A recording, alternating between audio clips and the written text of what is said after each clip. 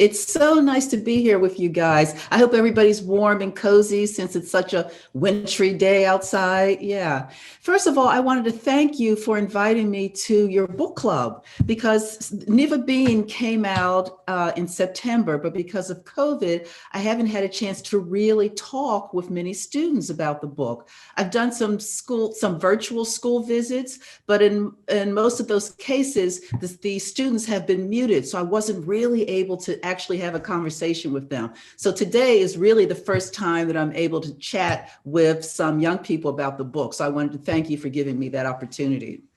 So I live here in West Philly, and I consider myself a relatively new writer. I've just been writing books for the past 10 years. Before that, I had a long career where I worked with law firms managing the associates, the young lawyers there at the firms. But after a very nice career, I decided I wanted to do something more creative. And I had always loved reading and books. And so I decided to try to write children's books. So my first book came out a few years ago, Riding Chance. It's set here in Philadelphia. And Neva Bean just came out this past September. So maybe a good way to get started in our discussion about the true definition of Neva Bean is for me to read what I call the mirror scene. And I think all of you guys have read the book, so you're familiar with it. Okay, so the mirror scene, something like that actually did happen to me when I was a young girl. And I think my thoughts about that incident now I can laugh about it, but at the time that it happened, believe me, I wasn't laughing. I was 11 years old. That was the inspiration for the book. So what you need to remember to understand the scene is just that Neva and her best friend Jamila generally spend every day of the summer on Neva's porch, and they figure out how they want to spend the day. But on this particular morning, Neva is distracted.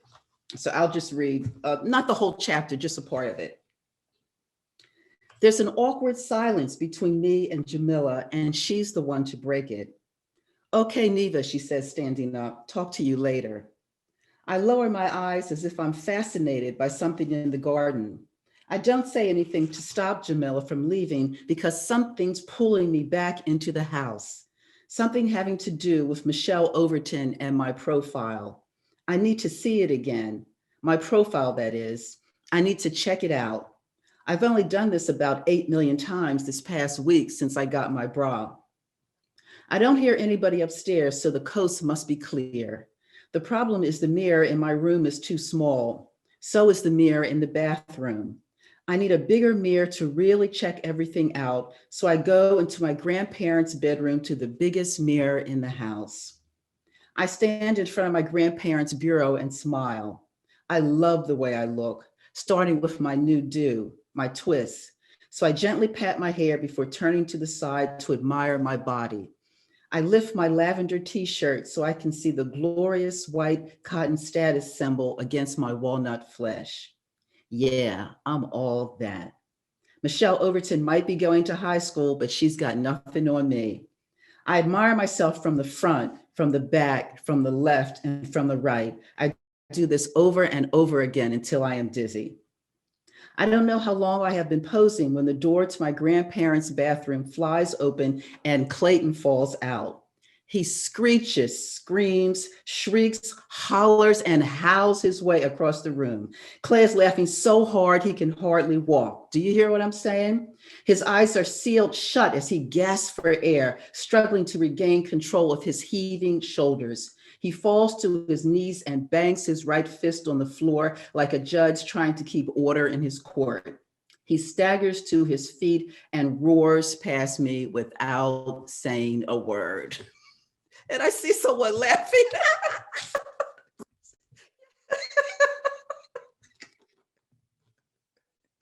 Oh gosh. So I hope I conveyed a sense to you of what that moment was like.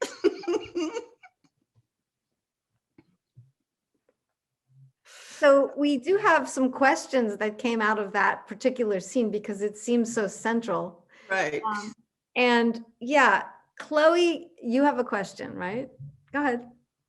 Well, this isn't a question, but I think he was laughing and covering up just so I don't think he actually was trying to laugh. I think he was trying to distract her from asking like why he was in the bathroom and telling his grandparents. Right, that's a good point. That could very well be it, that he was trying to distract me from something else or distract Neva from something else. But Neva responds to it. She's very, very upset because she was seen admiring herself in this private moment. And the thing I wanted to make clear is that Neva knows from the very beginning that she's beautiful and that she's smart, but she's somehow feeling a lack of confidence because her body is changing and people are responding to her somewhat differently. And she's just feeling far less secure than she used to feel. So she's very upset by that moment. And so of course, that gets the story rolling because she spends some time trying to avoid her brother. Where did you get the inspiration for the character Neva from? Or where did the inspiration for the character Neva come from? Oh, yeah. I think I had, even though this incident happened to me years ago, I think I had been thinking about it for a while. And understanding, that Neva knows she knows she's magnificent. She was prancing, and there's nothing wrong with that, right? But she still felt upset because her brother found her. And I wanted to start with that point and think about, okay, what would a girl now, in 2020, wherever the book is set, I think, how would she feel about that? Not how I felt years ago. How would she think about it? So that enabled me to sort of get into this story about a young pre-adolescent girl, which I had been wanting to do. And then, of course, when I thought about what would be some of the other issues that she might be dealing with, I, of course, thought about political activism going on in her neighborhood, because that's such an issue for a lot of us right now. Neva isn't me necessarily, but of course I guess it was the memory of that incident that was important to me that got me started. Yeah, Chloe, you have another one? I know you based the mirror scene off of you, but like, is her as a character, like if she was a person, did you base her and her personality off of you? That's a good question. I think when you write a book, or this has been my experience, I think a little bit of me is in all of my characters, right? So though Neva this isn't my story, but there's a part of me in her. Like, I like words. I'm always thinking about words, as she is. I spend a lot of time ruminating, which she does in the book, and I perhaps spend too much time ruminating as opposed to taking action. So there's parts of me in Neva, but there's also parts of me in the other characters too, like the grandparents and her friend Jamila. So I think there's a little bit of me and the things that concern me in the world in all of the characters that I create. And that raises one of my questions that I have for you guys. It's one of the hardest things about writing is to make your characters realistic. So you really want to try to create characters that people can read about and say, oh yeah, I can understand what he or she is going through. Did you guys feel that way when you were reading the story? Was I able to bring the characters to life? Faith? I think you really bring the characters to life. And I felt like I was actually in the story when I was reading it. So I think you did a really good job. And also, why did what inspired you to come up with the title, the true definition of never being? Yeah, that's another good question. Neva carries around this dictionary because her mother gave it to her. And so it's like her comfort object during this summer when her mother's away and she's so confused. And she's always about words and how they're used and what they really mean. And in reality, Neva is striving to define herself. So that's how we came to the title, The True Definition of Neva Being. What inspired you to write the book? Well, besides this memory, I was curious about what a young girl's experience would be like in today's world. I live here in West Philly and I live on the corner. When I look out the window, I see young girls walking by very often, and some of them seem extremely self-confident and self-assured, and others are not. They're far less confident. I find myself worried, or not worried, but just wondering, what would that story be if I put a character in today's West Philly? And so that was the inspiration. Besides the memory, that was the inspiration for creating the book. I also think that I wanted young girls to know that I see them. And I think that's a very important thing. I wanted young girls to know that I see them and I'm thinking about them and I see their beauty and their magnificence. I'm going to keep using that word because I think that's the word. Yes. So when you were younger, did you have a friend like Jamila when you were younger? Yes, I had a friend like Jamila. I had a very, very, very close friend. We were very close until my family moved away. But, you know, even as an adult, I have some friends like Jamila. And Jamila is in some ways a little more grounded than Neva is. But she also has both of her parents there during the summer, and Neva feels, you know, a little bit envious of the fact that Jamila's parents are both there with her, and they're such a close, loving family. And even though she's certainly loved, she's missing her parents because they're away in Europe on their musical tour.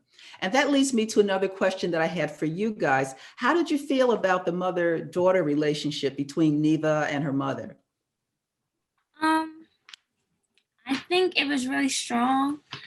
And I think that when the mother kind of misses her daughter, like really misses her daughter, now that they were on the trip for their business, she even like missed her so much she was planning on coming home. Because at the time Neva was telling her all about the things that was happening, and the mom started to like get sad for her and wanted like her to go home. She wanted to come home. So I think it was like a strong relationship. Yeah.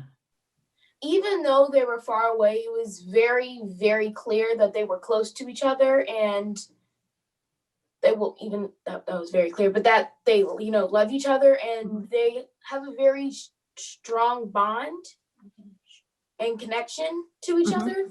And I think that's what like the connection with me and my mom is like. So I think I feel the same way about Neva as this, even though my mom's not away, but I'm not gonna rub that in her face. Right. That's what I really struggled with was I wondered, should the mother have gone away this summer? But then I thought the mother still had hopes and dreams too, right? She was a very good mother. She loved her family. She cared for them deeply, but she also had this dream of pursuing her musical career. And this may have been her last opportunity to do that. Neva, like, even though she doesn't have her mom there, the dictionary really helps because it's like a symbol of her and her mother's bond. And her mother, like, I think her love in writing came from her mother and words, and like her mother gave that to her for that reason, to be a symbol. And even though they're far away, it's like they're there in spirit, and she's always thinking about her. Well, both of them. Yeah, you really got that. You guys really got the book. I'm so happy to hear that. The mother-daughter relationship between Neva and her mother is kind of like the relationship between me and my little brother and my father. Like, why did you include when Jamila broke her leg? Is there like a reason, or did you just put that in the book? Well, I needed a reason for Jamila not to be able to go on the trip. And I also needed a reason for Neva. I guess these are plot points. I needed a reason for Neva to feel badly about what had happened between she and Jamila. And I had to think about something that would bring her back to her friend, because she was feeling badly and she didn't know how to bridge the disconnect there. And this raises another issue, though, about when you're writing a book, you have to have a lot of tension and you need a lot of conflict to make it interesting. And when I first started writing, for instance, when I wrote my first book, Writing Chance, I fell in love, which is Writing Chance here. I fell in love with my characters, and I liked my characters, Troy and his best friend Foster, so much that I didn't want to do anything to hurt them.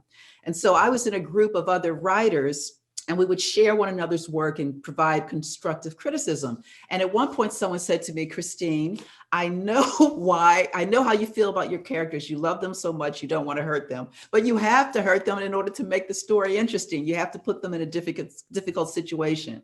So when I thought about Jamila and having her break her leg, I thought, well, at first I didn't want to hurt Jamila because I like her so much, but I said, okay, she's breaking her leg, but not to the point where it will not heal. She will get better, but the family won't be able to make their trip to Ghana. So I have two questions. How many books, like the bookshelf in behind you, how many of those books have you wrote? That's actually kind of part of my other question. How many books have you on that shelf have you wrote? I've written 2 books. But like you guys, I'm a big reader. So these are books that I think I've read most of these books. Some of them are books on the craft of writing and that I have read once a few years ago, and I go back to study when I'm facing a problem in my writing. I've read a couple of times. I've read just about all these books. A bunch of them are children's picture books because I've always loved picture books. But in terms of your question, I've only written these 2. Okay, I have 4 questions. 3 of them are about writing a sequel, and I'll tell the other one. One are did Neva's grandparents ever get back into political stuff? That's a really good question. In my mind, her parents are active in their community. And I think that's one of the things I wanted to touch on in the book is that there are various ways of being active in your community. And so, for instance, the fact that granddad is holding babies at the hospital, that's a wonderful thing. And I would consider that a form of activism, if you will. He's very involved in the community, concerned about young people and taking time and energy to devote himself to something that's as important as that. So granddad does go on the march with Clay. I almost forgot his name now. Oh yeah, because Neva didn't, and I think her grandma didn't either. Well, that raises another point. At the end of the book, I was clearly ambiguous about whether Neva goes on the march or not. What did you guys think? Because the book ends where she steps off the porch and she's prancing through the garden, right? And her brother's following her. I think she made it pretty clear that to Michelle and her grandparents and Clay that she was not going to come to the march. Did that make sense to you? Yeah, pretty much. Because no one really gave her a choice of whether she wanted to be that active or not. And she also was concerned about Jamila. She felt that there had been this breach between herself and her friend, and she wanted to stay with her friend. That's how this idea of the little porch party came up at the end. Why did you put a short dictionary at the end of the book? I thought that would be a nice way to sort of continue the spirit of the book because Neva likes words so much. So I thought it would just be a nice, fun thing to do to give readers another chance to hear her voice and to hear some more about words that were used in the book that hadn't necessarily been defined. And why did you dedicate the book for everyone? Can't hear you. Oh yeah, everyone who's ever dared to prance, is that it? Yeah. Because I think prancing is a marvelous thing. And I encourage people to feel good about themselves and to sort of celebrate being in their own skin. So I wanted to say that was sort of a shout out to people who feel good about themselves and are not afraid to put themselves out there in the world in a positive way. Hudson, you have a comment? Yes, and a question. The comment is, I can ask my question after Faith goes, but the comment is, I think that there's a column about writing a sequel. I think that in the sequel that Jamila's aunt should be more involved in her life because she was only in like 2 scenes. That's a very good suggestion. And I liked her aunt too. Her aunt wasn't very present in this story, but I like the whole Ghanaian thing there. That would be something to continue to explore. I think, like, why did you like are you gonna like write another book? Because a lot of us were asking for like a second book, and we want to know if you're gonna write a second book. Well, I'm happy that you guys like these characters so much that you want to keep going with them. I hadn't planned on writing the sequel, but it's true. I find myself still, I find myself still thinking about Neva and Clay and Jamila and Michelle and the rest of them. But who knows? I might decide to take up a sequel next. Yeah. Middle grade readers love a sequel. Okay. Why did you choose to like put the Nana and the grandpa not to get along? And why did you choose like Clay sneaking out at night to go to the homeless shelter? I think that's where he was going. Yes, he was involved in some political activities in the neighborhood. He should have gotten his parents' or guardians' permission, but he didn't. And that was wrong. He definitely should have gotten their permission before he got too involved. And the problem was, go ahead. I was gonna say, and also his parents told him not to do any political stuff while they were gone. Right. And that was another thing I struggled with, was that realistic? But I think the parents are away, they're in Europe, and they're worried about their 16-year-old son being out and about. And they also note that the grandparents are getting older and Nana's starting to slow down. So they're concerned about Clay and Neva, and that's why they didn't want them to be politically active while they were gone. And so the grandparents are in a tough situation here, right? They're concerned for their community, but they told the parents that they would keep an eye on Clay and make sure that he was on the quote straight and narrow this summer. Okay. Yeah, I actually pulled 2 of the books that I think are fabulous. Do you guys know Kaysen Callender?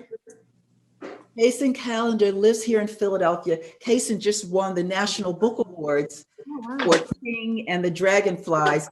Kaysen's writing is fabulous. So if you haven't read any of Kaysen's work, I would absolutely recommend it. And this is not Kaysen's first book. The first book, The Hurricane Child, was also great, middle grade novel. And then another book that I read recently that I really liked was another middle grade novel by Linda Sue Park, Prairie Lotus. Do you guys know that book? Another good one. And I bet you could get these books through Big Blue Marble, but they're both really good. And I read them just recently. I read all sorts of things. I read adult fiction, I read nonfiction, I read essays. But these are the 2 middle grade novels that I read most recently and really enjoyed. I know that we have Hurricane Child in our library. Yeah. It's a great book. Yeah.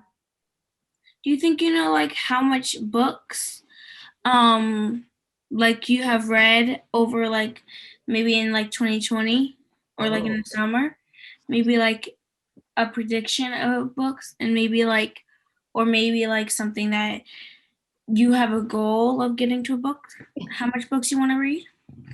Oh boy, I'm actually on a committee through the New York Society Library, and this committee chooses books, a couple of books every year that are that speak to the essence of New York City. So I have to read a bunch of books over the course of the year, because that committee, I think, reviews, I don't know, 150 books or so. But over the summer, that committee is on break. So over the summer, I tried to read books that I myself was interested in. Maybe I read 8 books over the summer or so. But I also spend a lot of time reading the newspaper and magazine articles. I think whatever reading you do is helpful, and reading far and wide across genres is also very helpful. And also, do you make picture books? Yeah, that's a good question. I love picture books, and I've tried to write picture books. I have been struggling with 3 picture book manuscripts for a few years now. And I find it interesting that I was able to write 2 novels, but I can't get these picture books right. I think picture books are hard to get right because you have a word limitation, right? You're supposed to be 700 words or less. You have to keep in mind what the illustrator is going to be showing in the pictures that go along with your text. So it's not at all easy to write picture books, but I'm still trying. I hope to someday to get a picture book published. I was hooked on that dictionary at the end. Like, I had my mother call me newsy instead of nosy, and I was saying what you know good to my big sister.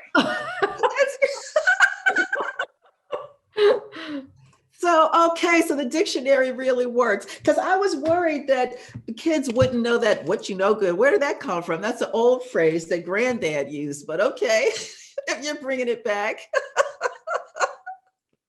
What was your favorite? Out of the 2 that I've written, which was my favorite? That I don't know if I can choose one, because both of them, I like both of them, and both of them are important to me. And I think both of them I love both of them for different reasons. One is about a young boy in Philly, and my inspiration for that came from a photograph that I found of a young boy riding a horse. The inspiration for the book came to me in a different way from Neva Beam, but I like both of the books. Yes. Oh, me? Chloe, yes. Oh yeah. How old were you when you realized you wanted to be a writer? And yeah. That's a good question. I was raised in a creative family. There were 6 kids in my family, and my mother was a piano and organ teacher, and my father played the saxophone. And so we were always surrounded by music. All of us had to play the piano and another instrument. And that was sort of a mess. But so I wasn't musically talented, but I liked to write. And I remember one summer in particular, especially when I was 9 years old, I spent the whole summer with a notebook writing short stories. And the only story that survived from that summer is this one story called A Cat Named Kitty, which isn't very good, but that story does survive. So I never thought about being a writer, though, as a career. It's interesting that I never went down that road, but I always enjoyed reading books. And when I decided to make a career change, I definitely knew that I wanted to do something creative, and writing was it. One of my questions were, since we were on the topic of Clay and their grandparents, were you politically active like Clay and his grandparents were? Because as we got deep into the political topic, we didn't really talk about whether you were or not, and if that's where you got the idea from. Yeah, I think, again, being politically active takes different forms. I have marched in the past on a couple of different occasions, specifically protesting the war and things like that. And then during my law firm career, I spent a couple of years working with the NAACP Legal Defense Fund, and that is the legal arm of the NAACP organization. And it's the oldest, it may not be the oldest, but it's a significant civil rights law firm in this country. And so working there was a fabulous experience for me, just to be a part, going to work every day and knowing that you are working for social justice. The Legal Defense Fund has several different departments. One is political participation, another is education, another is criminal justice. And so I was actively working there and a part of that organization. It was fabulous. But besides that, when I was working in law firms and I was recruiting attorneys and managing helping young lawyers negotiate their development and their training, I saw some things there that didn't seem right to me. Specifically, there was very few lawyers of color. And so I started doing things that I thought would help to not only attract more lawyers of color to the law firm, but trying to create an environment in the firm which was more inclusive so that people at the firm felt that they were valued and had the same opportunities to progress as all the other attorneys had. So in my mind, yes, I've always been politically active, whether it's marching or working for a social justice organization or just jumping in and trying to do what you can to make the situation in your workplace, for instance, better for others. I think that's very important. And I think it's important that we recognize that there are many, many different ways that you can be active and put your energy and your time into trying to create an environment where everyone has opportunities to develop to their full potential.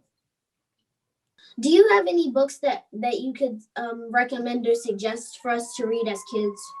Oh, yes. Yeah, I'd be happy to send those to you guys because besides the two that I mentioned, I have several more. Yes, so I'd be happy to follow up with, I'll do that. Send them to me and I'll give Okay. Good, because I am out of books that I can read in this whole my entire goodness. house, pretty much. I have Okay. read every single book on my bookshelf and the one downstairs in my living room. I am bored. Oh, shoot. I need new material. I need new books. I have a question for you guys. Do you listen to audiobooks? No. No, because we don't have a CD player. I listened to the Harry Potter audiobook, the first book with my aunt. Okay. Because Neva Bean is also out in the audio version. And that my first book is not audio, but Neva Bean is. Yeah, I saw. I have a app that I can listen to audiobooks on. Mm-hmm. Well, we probably have that though. Chloe? Oh, well, I was just saying that Miss Jane said that she listened to it on audio because I think someone had a question about how you pronounced it, and she said that she listened to it on an audio and she knows how to pronounce it. Yeah. I did listen to part of it on audio, but I also read it a couple times. I wanted to hear, because I sometimes hearing it out loud is different. And I was sort of curious to see. So I have the subscription to audiobooks. So I was checking it out. But basically, I read it a couple times too. But yeah, both. Yeah, hearing a book and reading it is different. Yeah. It was also interesting for me, the whole process of creating the audio version of the book, because my agent said to me, if you're interested in narrating the book yourself, you would have to audition to do that. And I thought, well, okay, I read my work well, but I'm not a professional. And so I think a professional should narrate the book. And so I was given 4 excerpts from 4 different actors. And each of them had read about a 5-minute excerpt of the book. And so over the course of a weekend, I listened to those 4 different actors over and over and over again. And then I chose the person who I thought embodied the characters the best. And there's just one actor who gives you all of the voices in the book. So the person has to do Granddad's book and Granddad's voice and Nana's voice and Clay's voice and all that. And I think the actor that was selected did a great job. Did you grow up in Philly, or did you eventually move to Philly? I lived in Philly between the time I was 5 and 11, and then my family moved to South Jersey, but then I came back to Philadelphia as an adult. So my question is, do Michelle and Clay ever get married? Oh, wow, that's a good question. That's something that I don't still know the answer to. I don't know if Clay and Michelle are in any sort of relationship other than being colleagues in their political activism. I really don't know. That's something that I thought about during the whole time that I was writing the book, and I still don't know what the answer to that is. I guess that's something that could be addressed in a sequel. Oh yeah. Do you have a favorite author, and if so, who is it? Yeah, I think my favorite, I like lots of authors, but one of my favorites is Jacqueline Woodson. Do you know her work? Beautiful. Have you guys read any of Jacqueline Woodson's books? She is fantastic. She writes mainly for children, but I think she's written some adult books as well. I would definitely recommend her, and I'm going to definitely put a couple of her books on the list that I send you guys. When you were talking about how Neva likes likes the dictionary, why did you include dictionary meetings of every chapter? Oh, yeah, that was helpful for me in many ways to sort of figure out what each chapter was going to be about. And it helped me sort of lay out the skeleton of the book as I was writing it. And then I think once I had the first draft of the book done, I went through and created what I call a book map. And you guys can't see this, but it's a way for me to go through each scene of the book and lay out what's happening there, what major action is taking place, what change in the characters' lives, if any. And so when I had those definitions there, it helped me to see again to understand the arc of the book. So I thought it would be fun for readers to have those definitions there, but it also helped me in writing the book. It was sort of a way of my outlining. Okay, and also, what did you include Clay, working at? I mean, why did you include Clay when he was sneaking back in? Why did you include them talking downstairs in the kitchen, and why did you include when he went upstairs to go to his room? Why did you include him saying to Nana and Grandpa, what was it? Him saying to Nana and Grandpa that he signed Nana's name as permission slip. Yeah. And if some of these stories true? Oh, that part of the book is fiction. I totally made that up. But because of that mirror scene, and because Neva had been so upset and worried about seeing Clay, I had to have a scene. I had to show the readers what would happen when she and Clay finally saw one another again after what had happened that morning. So that's a very important scene in the book. And, Neva was so worried about how her brother would respond to her and what he was thinking and would he still laugh. But when he told her, you're beautiful, and I saw that, and I just wasn't expecting to see all that. To me, that's a very important book. That's a very important part of the book. I could not have skipped over that. But it was also important to keep the book moving forward, to keep the story moving along. I had to have Clay go upstairs and have the big blowout with his grandparents. And of course, what he did was very wrong, forging Nana's signature. But I needed there to be some big conflict in the book in order to keep the story moving. So that's why I decided to do that. I have two comments. One is about the scene when Clay goes upstairs and confronts the grandparents, sort of. And the other one is when Faith Chloe asked, what's your favorite author? So I'm going to start with the author one. Personally, If I was a writer, without hesitation, I would have thought me, but that's a little bit self-centered. Oh. So I would have said someone else, like J.K. Rowling, probably. Maybe, I don't know, but my first thought would totally be me. I can write great classics. Well, I respect that spirit, but I don't think I'm at that point yet where I can say me. Okay. And my, I don't know where that's going, but and my other comment was Neva didn't really find humor in the confrontation, but the way she said pitiful though, she said pitiful, and then the grandpa when he found the police spray, and after Clay said he went to see a movie. He Right. said, "So what about this police spray? You need all that to keep folks' hands out your popcorn?" Right. I was laughing for so long. I was laughing for like 5 minutes, and Hudson didn't know what was wrong because she was reading a different book because she finished it, and I was like, and I'm still laughing, and she's like, "What's wrong?" And I'm like, "I encountered a very funny piece of the book. I cannot wait to tell the author about this. I need to commend her on that." Thank you for enjoying that. I did too. And my last question for you guys is about Granddad. How did you feel about that character? Because in the beginning, he's so gruff and hard on Neve. I was afraid that he was being a little bit too tough. Faith?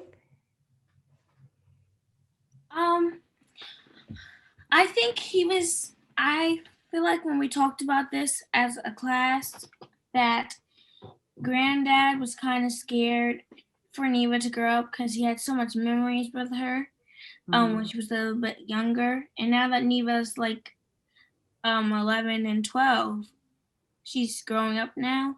And I think the grandpa wants, like, Clay doesn't really talk that much or do that much activities as a family. So I think he doesn't want Neva also to grow up like Clay, and he wants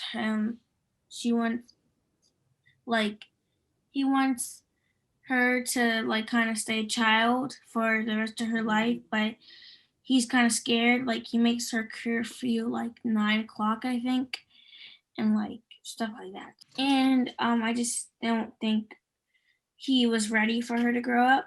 And maybe he was just strict because that's how he was raised, maybe. Well, I think he wasn't ready for her to grow up. And doesn't he admit that in the scene where in the hospital? Remember, he takes her after her migraine, he takes her to the hospital and he shows her what he does. Yeah. With her. And he actually says, I'm afraid that you're going to grow up and move away from me and all of that. And also, I have a question. Why did you include in the book like Neva not be able to like do her own decision in the march? Why did you include that? Yeah, I thought it was important for her to be confused about that because she wasn't sure if so that gets into another thing about her relationship with Michelle. Right. So in the beginning, she's admiring Michelle and she's not envious of Michelle because of the way she looks, but Michelle has claimed this power that Neva hasn't. And so when Neva goes to that prep meeting before the march, remember, and she sees Michelle there in her element and she feels the electricity and she sees how people are admiring Michelle. She's confused because she knows she's not Michelle. And she doesn't really want to be Michelle, but Michelle has claimed this power that she hasn't claimed. She's totally confused still about where she is in the world and how she can make a difference.